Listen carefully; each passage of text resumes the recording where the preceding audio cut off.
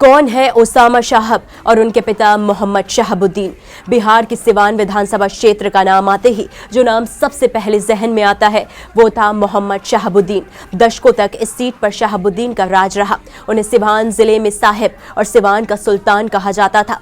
एक निजी रिपोर्ट की माने तो शहाबुद्दीन के खिलाफ कई मामले दर्ज थे। कहा जाता है कि उनका प्रभाव इतना था कि जेल में रहते हुए भी उन्होंने जेल में दरबार चलाया। शहाबुद्दीन 4 बार सिवान से सांसद चुने गए और 1 बार विधायक के रूप में जीत हासिल की। यहां तक कि जेल में होने के बावजूद 2004 में लोकसभा चुनाव सिवान से जीत गए। वास्तव में उनकी राजनीतिक ताकत और स्थानीय प्रभाव इतने मजबूत थे कि उन्हें कैद में होने के बावजूद वोट मिलते रहे।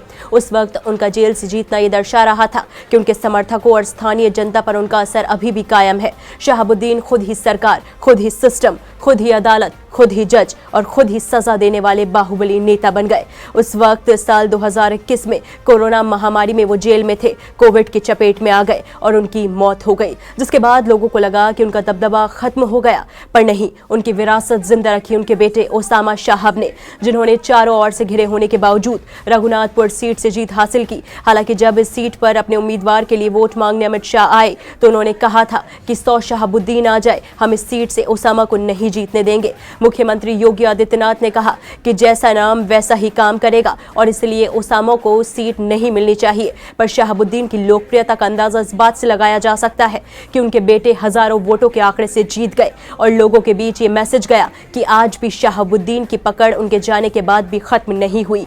आज भी शहाबुद्दीन जिंदा है। उनके बेटे ओसामा की जीत भी इस बात का प्रमाण है कि शहाबुद्दीन का प्रभाव का असर जेल से बाहर आने के बाद भी कायम रहा।